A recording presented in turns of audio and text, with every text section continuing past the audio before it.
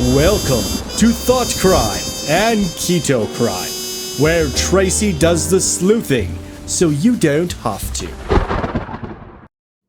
Hey everyone, welcome to Keto and Crime and Thought Crime. Today we're getting into part 1 of the Janet March case. Part 2 will be out Wednesday with my good friend and fellow comedian Michelle Muldoon. We'll take you through that, and we hope a very comical fashion. We had a lot of fun. But let's get into part 1, the overview of the case. The Janet March case was a case that happened in my hometown, near my hometown of Nashville, Tennessee, in the wealthy suburb of Forest Hills. Janet was a children's book illustrator that disappeared on August Day in 1996, never to be found again. The chief suspect was her husband, Perry March. Perry Avon March was born in 1961 in East Chicago, Indiana, to Arthur and Tapazora March. Both of them were of Eastern European descent with Jewish heritage. Arthur was a U.S. Army pharmacist, and in 1970, Perry's mother, Tapazora, died in mysterious circumstances. The cause of death on her death certificate was anaphylactic shock as a result of a mixture of medicines she was taking, prescribed medicine she was taking. However, it was considered kind of sketchy in the East Chicago Jewish community about actually what happened to her.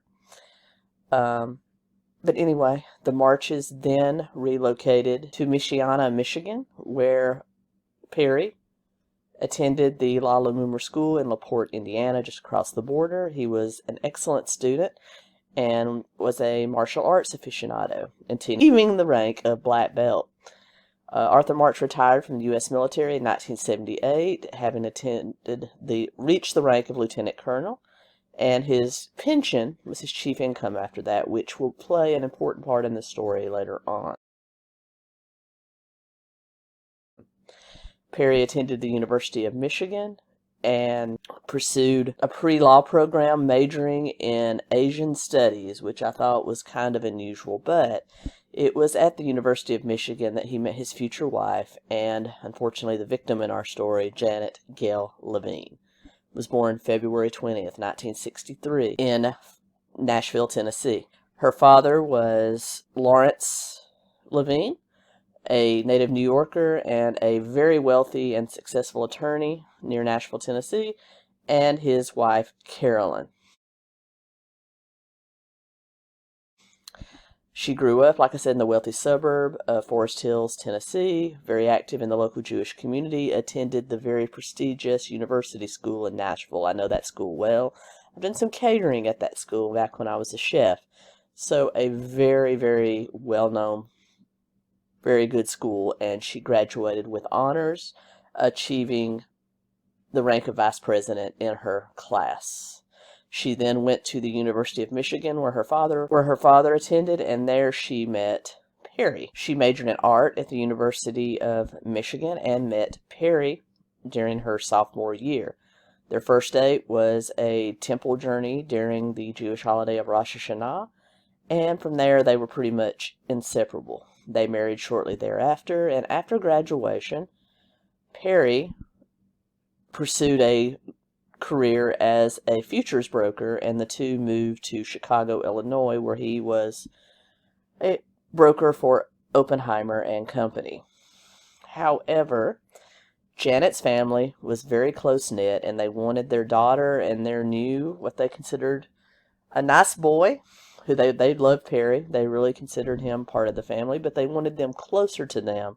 So Lawrence, after speaking with his daughter and wife, agreed that if Perry would apply to the Vanderbilt University, which is a very prestigious, almost Ivy League university in Nashville, Tennessee, would apply there for law school, he would pay not only his tuition but their living expenses. Janet communicated this to Perry, and Perry, who had grown tired of being a futures broker at that time, which is a very stressful job, agreed that it was a good idea. A couple of years later, they relocated to Nashville, Tennessee after Janet completed her art degree at the Art Institute of Chicago. They moved immediately to Nashville. He enrolled at the at the law school at Vanderbilt University and excelled. He also became a contributor to the local law review and was considered driven by most of his classmates. Very hard-hitting, wanted to be an attorney very badly, and pursued his study with abandon. In the meantime, Janet started being a freelance children's book illustrator and was the mother to their 2 young children, a son named Samson and a daughter named Tipazora after Perry's deceased mother.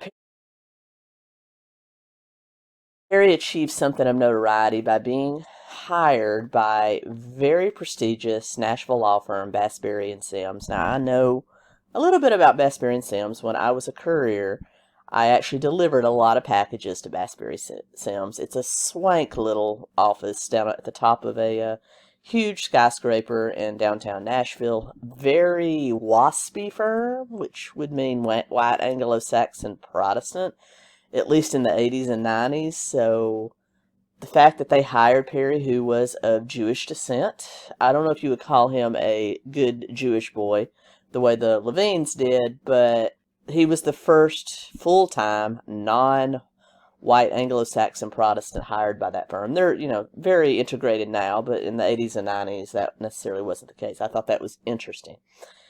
And he excelled there as a lawyer. The firm kind of specialized in financial matters, so it was corporate law.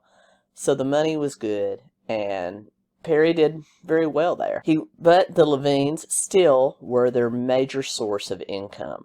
The Levines took very good care of their daughter, and they wanted them to do well. So they helped them purchase a home in the very wealthy suburb of Forest Hills, Tennessee, near where they lived. Now, Forest Hills is a suburb just outside of Nashville. It's swank. Not a lot of crime there. Huge homes. I would say the average income there is high 6 figures. In 1991, 2 very important things happened.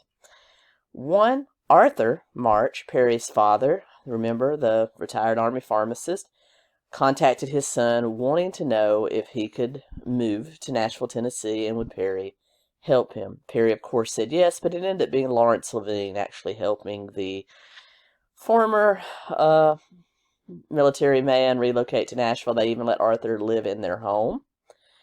But it turned out that Arthur had just filed bankruptcy and was being pursued by the former landlord of his apartment in the Chicago area. And he actually lied to the Levines, not telling them he was a retired Army pharmacist, but telling them he was a Green Beret, although this was contradicted by his service records. Also along this time, Perry got himself into a spot of trouble at Bassberry Sims when a paralegal came forward accusing someone, later found out to be Perry, of writing very filthy, disgusting, provocative letters to her at work. It was later found out that Perry was the author of these letters because he kind of gave himself away. We would find that would be a trend later in his life, giving away too much information. But in the letters, he described himself as being captivated by her body and also admitting that he was married, but could not help himself from fantasizing about her, and then went on to very descriptively tell her how he wanted to pleasure her. It was found out that it was them. The law firm, not wanting to get themselves mixed up in a scandal, decided to handle it internally. They set up a hidden camera monitoring her desk and actually saw Perry in the act sliding one of the letters onto her desk. In late 1991, the firm forced Perry to sign an agreement to pay the unnamed paralegal a settlement of $25,000, the first half of which was paid in installments monthly. The other half was paid in a lump sum toward the end of 1991. The paralegal was not exactly happy with the firm's treatment of it, although they did kind of take care of her, I think, but they weren't as quick to act as I think she would like. She ended up taking a long vacation from the firm and then resigned herself, and then to kind of lessen their liability, the firm let Perry go shortly after he signed the agreement. He did manage to keep these payments secret from Janet, but it took a huge toll on their marriage because he was working a lot of overtime. He was doing some financial activities, investments and stuff that she wasn't aware of. Also the strain that her father was his father was kind of mooching off her father. there was a lot of discord in the family, and also the fact he had a wandering eye, as evidenced by the letters he wrote the paralegal. So the two started arguing a lot, and even Janet's parents, who loved Perry still like a son, realized that perhaps the marriage was in trouble. They encouraged Janet and Perry to seek marriage counseling, which they did for the better part of the 90s. Now, Perry March never really told his family why he was let go from Bass-Berry Sims. In fact, he told them that he resigned of his own accord. And as a result, his father-in-law, always wanting to be a good father to both his children, Perry being one of them, allowed Perry to come on as an associate attorney at Levine Orr, his very prestigious law firm, where Perry did represent some very high-profile clients, including nightclub owners, celebrities. He also did pro bono work for the Nashville Jewish Community Center and became a member of that board, being very well liked in Nashville's close-knit Jewish community, while Janet continued to illustrate children's books and was very successful at it. However, she started to kind of distance herself from her friends. Her and Perry were fighting more than ever, and this continued into 1996. She had busied herself with her career as well as decorating their $650,000 home in Forest Hills, purchased in part mostly by her parents. And by all accounts, it should have been a great marriage. However, it wasn't.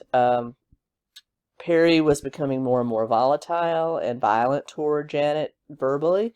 She insisted that he seek psychiatric help, which he did. He started seeing a psychiatrist in late 1996, in which Janet went with him. But he started to spend more and more time away from the home. In fact, he rented a condominium in Nashville for himself. He said it was because he was spending so many late nights at the office, he didn't want to disturb Janet and the children when he came home, so he started spending a lot of time there.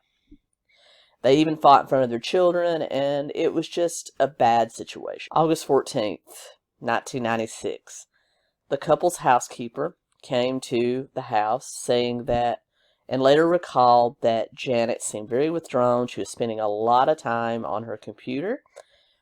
She saw a book on starting over after divorce on her night table that she had recently been reading, and just seemed very withdrawn. After Janet's disappearance, a large manila envelope with her name and address, with the address of the house and Janet's name, was found, and inside of it contained all the information that you would ever want to know on the whole Bass-Berry Sims paralegal incident. So everybody believes that Janet had indeed found out what happened to her husband and why he left Bass-Berry Sims.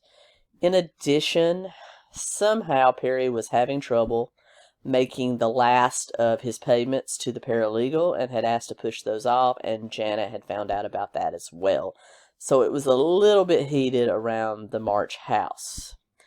Finally, after much soul searching, Janet reached out to her mom, Carolyn, and the two agreed to go see a divorce attorney on August 16th. However, on August 15th, two cabinet makers arrived at the Forest Hills home to install a cabinet.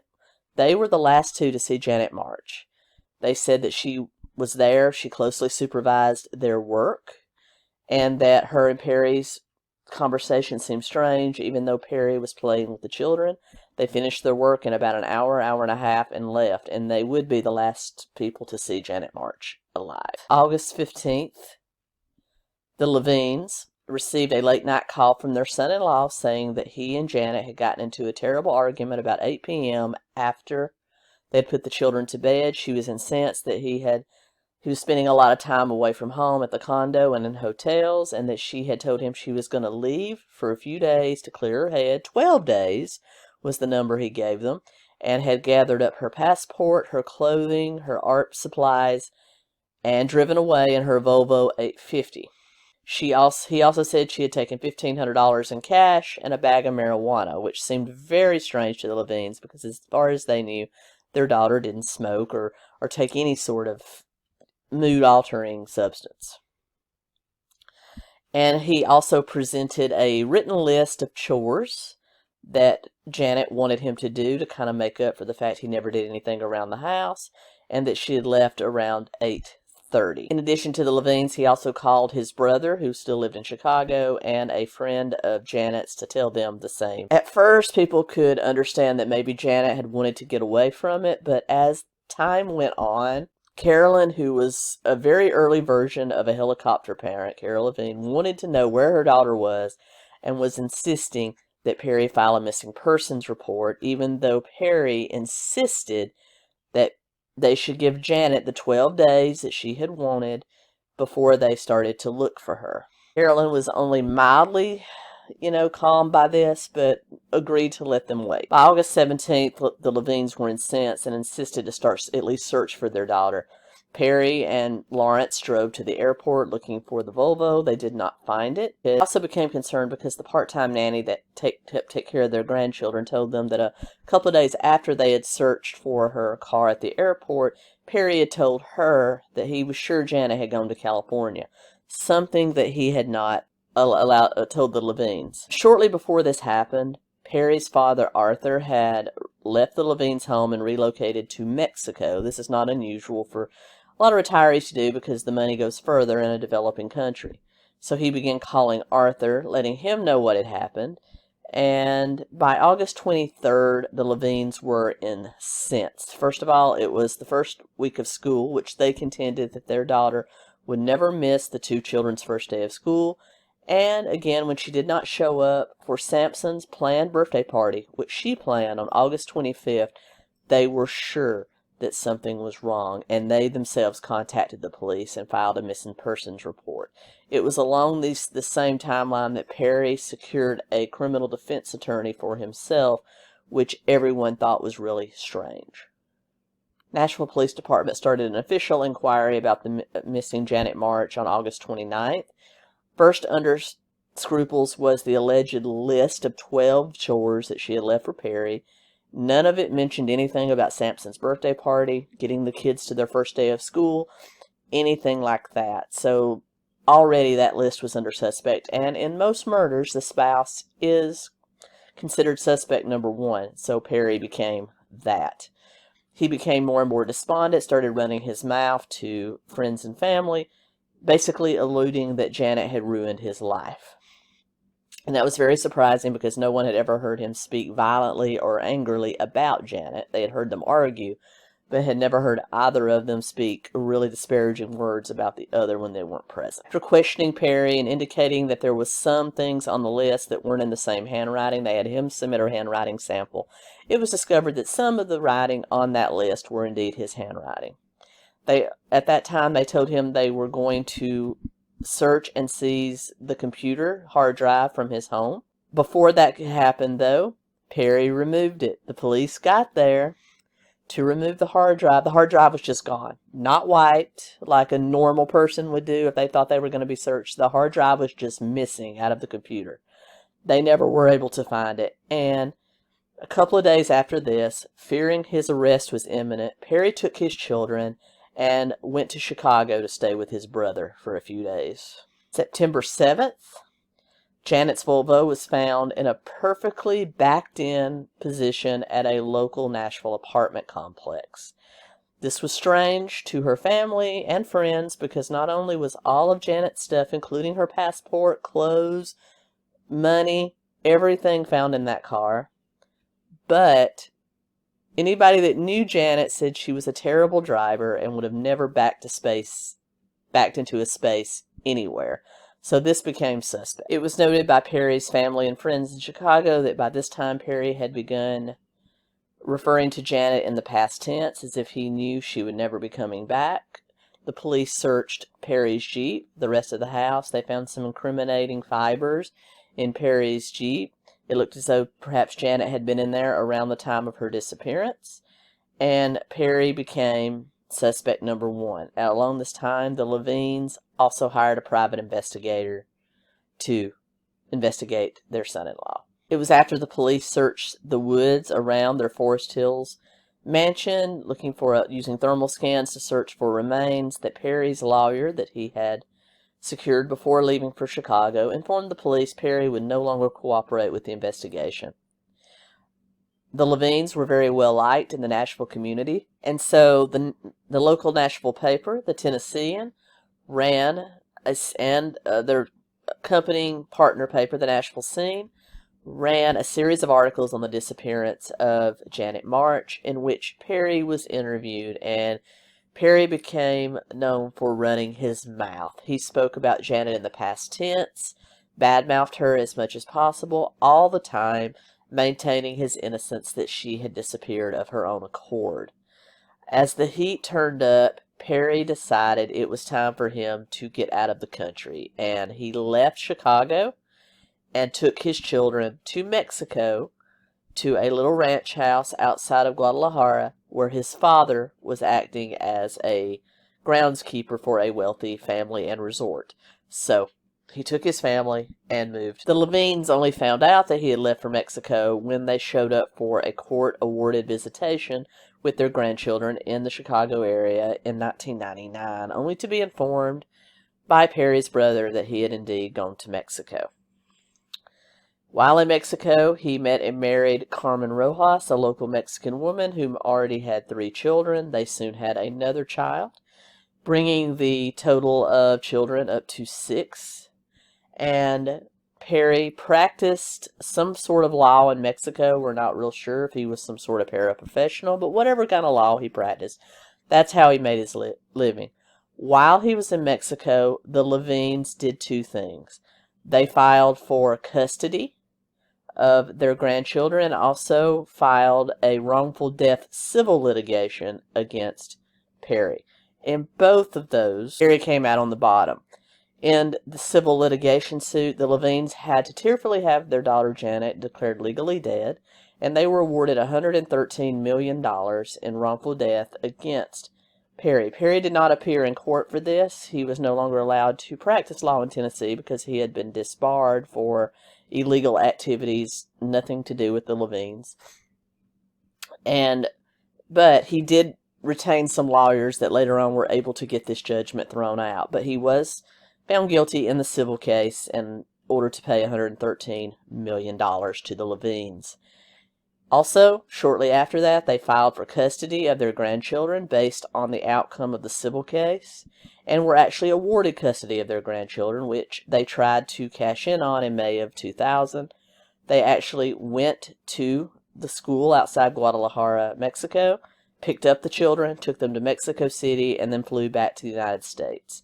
Perry immediately left the rest of his family in Mexico to fly back to the United States to get his children back. In October of 2000, a Nashville lawyer took Perry's side in this matter and ordered the children returned to their father in Mexico. Lawrence Levine and his son Mart Levine, also an attorney, were able to file appeals and enough stays to get the order stayed until 2001, March 2001, when a Circuit Court of Appeals ordered the children returned to their father. And for a while, we go dark. Perry's in Mexico, the Levines are in Nashville, the children have been returned to their father. But Perry, ever the one not to let things die, decides to try something. Still suspecting that he's a suspect in his wife's murder, he actually sends a newspaper clipping in 2002 to the detectives working the case of some women enjoying themselves at the Greek Olympic Games, saying that one of them is Janet. However, none of the people in the picture resembled Janet Levine, so it was quite a laughing matter, if you can imagine that. Shortly after this, Perry and his New Mexican wife Carmen opened a restaurant near Guadalajara in 2004, and they ran that pretty successfully for a while. However, the Nashville detectives working the case were not about to let the case die. They finally were able to get a grand jury indictment against Perry in late 2004 after calling 59 witnesses. They had to work closely with the Federal Bureau of Investigation because he was in Mexico, and finally got an order in August of 2005 to have him extradited. Mexican police arrested Perry at his restaurant and then took him to the Guadalajara airport, putting him on a plane to Los Angeles, where he was returned to Nashville.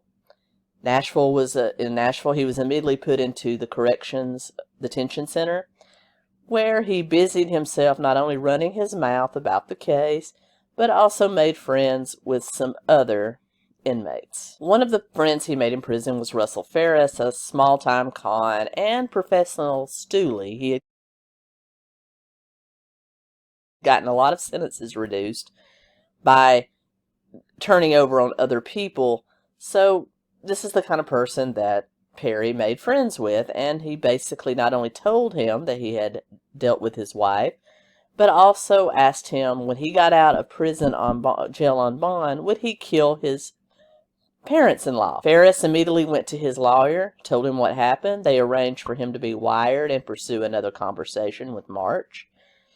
March and he went over a plan, including giving him an alias by the name of Billy Glivens. He was to go to their home in Forest Hills and kill them both. Part of this was an escape plan for Ferris, and that included Perry's father, Arthur. He arranged a phone call between his father and Ferris where they discussed the plan. During that plan, Arthur, on a recorded line, gave Ferris a lot of advice on how to carry out a murder, to wear surgical gloves, and also how to kind of keep the police off his trail. After the deed was done, he was to fly into Houston, call Arthur, and then fly into Guadalajara, where Arthur would pick him up and give him refuge at his home in Mexico. Okay, the plan was going well, supposedly, as far as Perry thought. Ferris was released from jail. Instead of letting him out on bond, as they had made March think, they actually transferred him to another jail. While in jail, they gave him a unlisted phone to call Arthur, let him know that the Levines were dead and that he was in Houston and on his way to Guadalajara.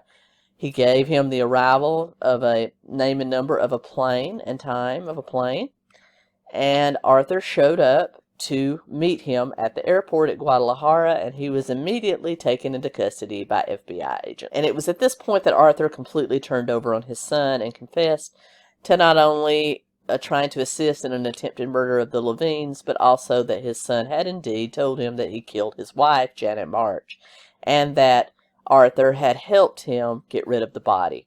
According to Arthur, basically, Perry told him over the phone, according to Arthur, allegedly, that the two had gotten into a shoving argument in which he feared for his own life against a 120-pound woman, unarmed, and had beaten her to death.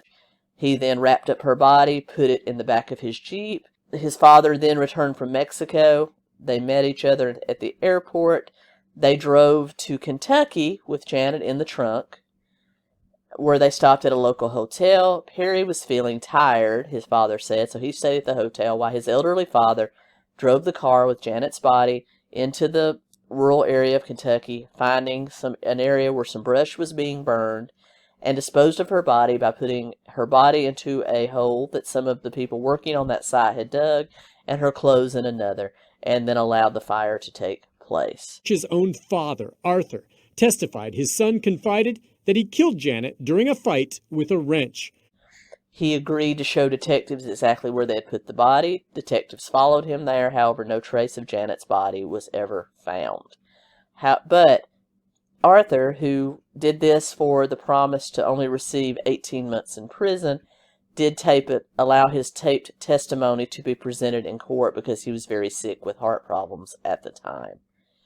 This was the key evidence, along with the testimonies of a couple of other prisoners in jail that had kind of told on Perry, because he loved to run his mouth. That's the one thing he loved to do, is run his mouth, and he ran his mouth to other prisoners, not only confessing to wanting to have the Levines killed, but his wife's murder as well. August 17th, 2006, Perry was found guilty of attempted murder on his parents-in-law, the Levines, as well as the second-degree murder of Janet March.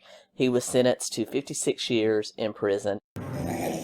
Perry March is a killer. A jury convicted him in the death of his wife, Janet. We, the jury, find the defendant, Perry Avram March, as to count one, guilty of second-degree murder. I interviewed him here in prison not long after that verdict in 2006.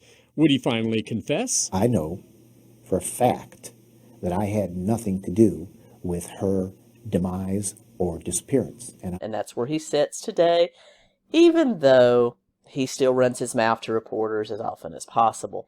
Arthur March, even though the prosecutors had originally agreed to allow him to be sentenced to 18 months, the judge wasn't having it and actually sentenced him to 5 years, though he died of heart complications 4 months into his prison sentence. The Levines tried their best to go on about their lives. By this time, the 2 children were teenagers and were allowed to choose where they wanted to live, even though Perry tried to have them sent back to his wife in Mexico, although they did stay with the Levines in Nashville.